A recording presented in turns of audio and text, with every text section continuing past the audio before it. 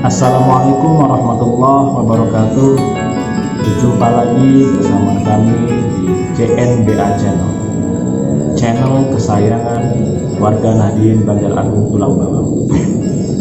Pemirsa yang selalu dirahmati oleh Allah, kali ini kami akan menghadirkan bincang-bincang yang lain daripada yang lain, dan mungkin ini adalah pertama kalinya yang akan dibahas di CNBA Channel ini, yaitu tentang keramat para wali. Perlu diketahui bahwa menurut dongeng-dongeng para orang tua terdahulu, bahwa wali-wali yang ada di Indonesia ini memiliki keramat yang mungkin sekarang tidak dimiliki oleh orang-orang, sehingga ini akan menjadi perdebatan di masyarakat, apakah benar wali-wali itu memiliki keramat ataukah hanya sekedar mitos. Oleh karenanya kami akan membahas bersama Ustadz Agus Setiawan, dan kebetulan sekarang Ustadz Agus Setiawan sudah hadir di studio CNBA Channel. Baik pemirsa, kita sapa terlebih dahulu narasumber kita. Assalamualaikum warahmatullahi wabarakatuh, Ustadz. Waalaikumsalam warahmatullahi wabarakatuh. Bagaimana kabarnya, Ustadz? Alhamdulillah sehat walafiat. Lagi-lagi kita berjumpa di studio yang mudah-mudahan diberkahi oleh Allah. Amin. Dan lagi-lagi kita akan membahas seputar hukum Islam, tapi kali ini agak berbeda, Ustadz, topiknya, yaitu tentang keramat para wali. Insya Allah. Sebenarnya, Ustadz, Ya. apakah benar wali-wali itu memiliki keramat atau kesaktian? Ya. Baik. Assalamualaikum warahmatullahi wabarakatuh. Alhamdulillahirabbil alamin, wassalatu wassalamu ala asyrafil anbiya'i wal mursalin sayyidina wa maulana Muhammadin wa ala alihi wa sahbihi ajmain, amma ba'du. Yang kami muliakan para alim, para kiai, asatidah, para pemirsa sekalian, wabil khusus Ustadz Sofwan Sofian yang selalu setia menemani kajian-kajian Islam di CNBA Channel. Mudah-mudahan ini menjadi ibadah terbaik di sisi Allah Subhanahu wa Ta'ala. Baik, untuk menjawab pertanyaan apakah wali-wali itu memiliki keramat, maka saya menjawab ya, benar bahwa wali-wali itu memiliki keramat. Bahkan hukumnya kita itu wajib meyakininya, wajib meyakini bahwa karomah para wali itu hak, perkara yang hak, keberadaannya betul-betul ada gitu. Ini wajib hukumnya kita meyakini. Artinya kalau kita tidak meyakini atau kita ragu-ragu tentang keberadaan karomah wali, itu berbahaya bagi akidah kita. Dan karomahnya para wali itu hukumnya jaiz, artinya ya kembali kepada Allah. Ada yang dikehendaki Allah karomahnya begini, ada yang dikehendaki Allah karomahnya begitu, ada yang karomahnya itu terjadi saat para wali itu masih hidup, ada juga karomah yang kejadiannya ketika beliau setelah wafat, rahimahullahu ta'ala anhum. Nah, itu seperti itu, sobat. Ustadz Agus tadi mengatakan bahwa karomah ini wajib diyakini. Iya, wajib. Kalau bicara wajib, artinya kan ini harus ada dasar, Ustadz. Ya. Sebenarnya ada nggak dalil-dalil nas Al-Quran atau hadis yang menjelaskan keramat para wali ini? Ya, ada mengenai keramat wali itu banyak sekali dalilnya, baik di Quran ataupun di dalam hadis itu ya. Kalau di Quran diantaranya ada di surat Maryam ayat 37. Di sana Allah berfirman, kullama dakhala 'alaiha Zakariyal mihraba wajada indaha rizqa qala ya Maryamu anna laki hada qalat huwa min indillahi innallaha yarzuqu may yasha bighairi hisab. Ini surat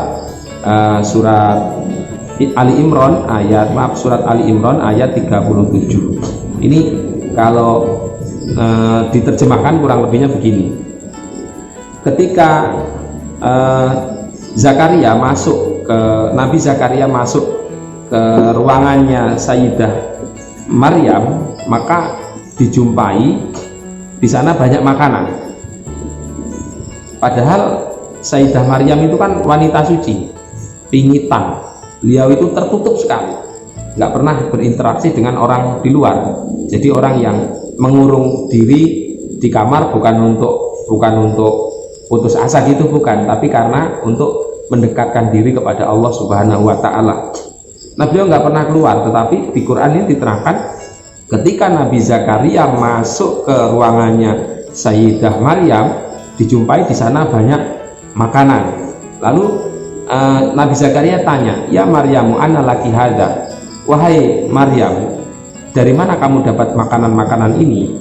Sayyidah Maryam menjawab, "Wa min indillahi, innallaha yarzuqu may yasha' bighairi hisab." Makanan-makanan ini datangnya dari Allah. Allah itu memberi rizki kepada hamba-hambanya yang dikehendaki tanpa perhitungan. Nah, tafsir dari ayat ini para ulama menjelaskan bahwa makanan yang ditemui Nabi Zakaria di ruangannya Sayyidah Maryam ini unik, aneh. Ada makanan yang harusnya tumbuh di musim kemarau, tapi didapati pada saat itu musim penghujan. Begitupun sebaliknya, dan makanannya serba yang kelas-kelas terbaik lah, itu seperti itu. Nah, artinya ini ada catatannya begini. Sayyidah Maryam itu bukan nabi, karena nabi itu kan harus laki-laki. Nah, beliau wanita yang sholihah. Beliau adalah walinya Allah, kekasihnya Allah. Walinya Allah, kekasihnya Allah. Bukan nabi, tapi ada makanan-makanan yang datang dari sisi Allah sementara beliau tidak pernah keluar. Nah, ini salah satu keramat yang diberikan oleh Allah kepada kekasihnya, yaitu Sayyidah Maryam, ibunya Nabiullah Isa alaihi salam. Ini satu. Artinya sebenarnya satu ini pun sebenarnya sudah mencukupi ya, kalau bagi orang-orang yang menangkap bahwa oh iya, ternyata bukan hanya Nabi saja yang memiliki hal yang istimewa, ternyata wali juga ada. Masih di dalam Quran itu ada keterangan para sekelompok pemuda tidur di dalam goa itu selama sekitar 309 tahun. Tuh, namanya Ashabul Kahfi. 309 tahun tidur, dan ketika tidur ini mereka bangun 309 tahun ini nggak sakit, karena oleh Allah dibalik ke kanan, dibalik ke kiri supaya badannya tidak sakit. Bahkan ketika cahaya matahari terbit, mereka tidak terkena sinarnya supaya tidak tersengat gitu. Nah, ini kan bukan nabi, Ashabul Kahfi bukan nabi, tetapi memiliki kelebihan-kelebihan seperti itu ya.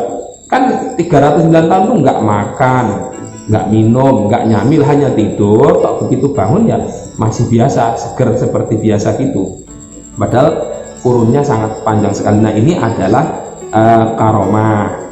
Itu dalil di dalam Al-Quranul Karim. Nah, kalau dalil dalam hadis banyak sekali. Ini hadis yang tidak perlu diperdebatkan lagi, yaitu dalam hadis Sahih Bukhari diriwayatkan bahwanya ada salah satu sahabat Nabi namanya Sayyid Khabib. Ketika beliau itu ditawan di Mekah, ditahan oleh pasukan kafir Quraisy di Mekah, beliau diikat dengan besi, artinya nggak bisa kemana-mana. Tapi anehnya di tempatnya itu banyak makanan-makanan yang bagus-bagus, padahal beliau ditawan. Itu ada di hadis Sahih Bukhari. Nah, ini namanya karomah. Kenapa? Karena sahabat Khabib ini bukan nabi. Ada juga di hadis Bukhari sahabat nabi namanya sahabat Asim. Ketika beliau wafat gugur di medan perang, jasadnya itu mau diambil sama pasukan musuh, mungkin untuk dihinakan atau bagaimana. Tetapi ternyata banyak lebah yang menyerang pasukan musuh ini, sehingga tidak jadi diambil, menyengat mereka sehingga mereka meninggalkannya. Nah, ini juga termasuk karomah bagi orang-orang yang hatinya dapat menangkap, dia meyakini bahwa ini asli karomah. Tetapi bagi yang tidak menangkap mungkin menganggap ini hanya kebetulan saja, itu seperti itu.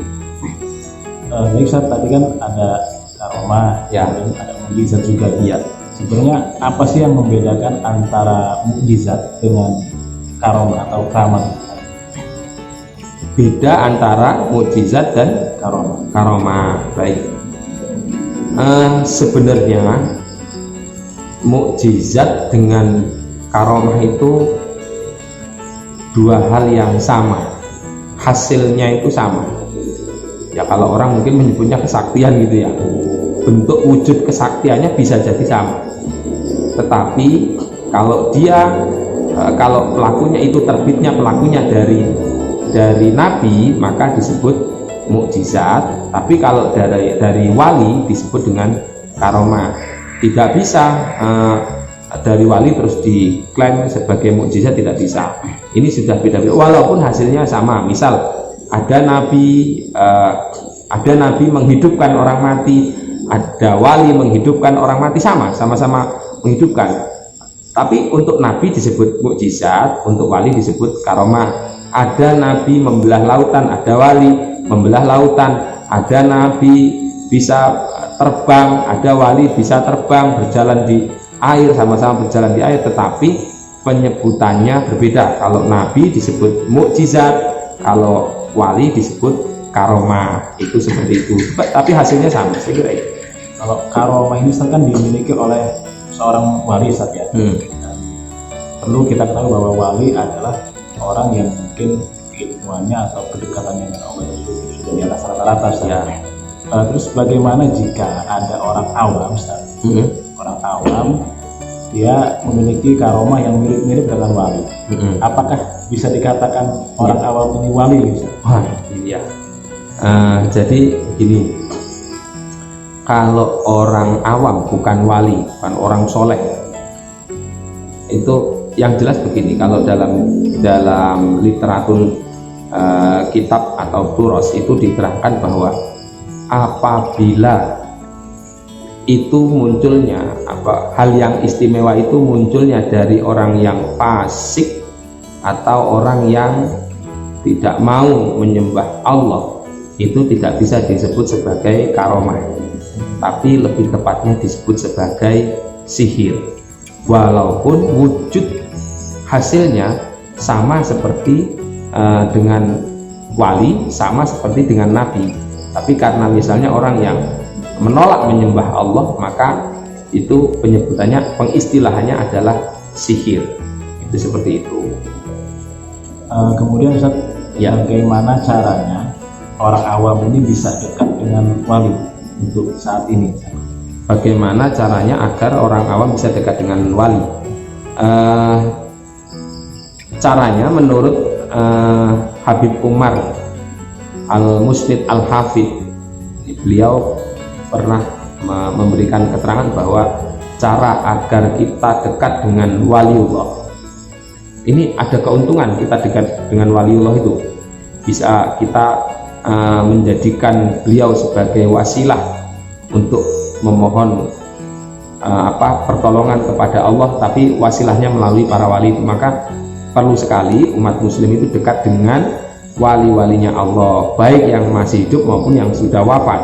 Nah, pertanyaannya bagaimana caranya kita dekat supaya bisa dekat dengan para wali? Menurut Habib Umar Al-Hafid, kita sering-sering menyebut namanya, sering-sering mengirimkan doa kepada para wali-walinya Allah itu, menjadikan beliau wasilah gitu. Karena ketika kita hadiahkan misalnya bacaan Al-Quran, pahalanya kita berikan kepada wali, maka wali itu akan menoleh kepada kita itu. Nah, bukan berarti mengkultuskan atau menuhankan wali, bukan ya. Wali itu kan dekat dengan Allah. Nah, kalau kita itu memohon kepada Allah tapi dibantu wali, kan insya Allah lebih cepat begitu. Nah, sehingga jangan sampai pemirsa di sini salah menangkap, dikira nanti mintanya ke wali, bukan, mintanya ke Allah, tapi minta bantuan walinya yang minta ini. Itu gitu. Saya kira itu.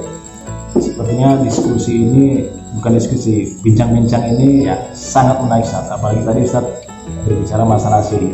Ya. Namun alangkah baiknya mungkin di lain kesempatan Ustaz kita akan membahas masalah sihir.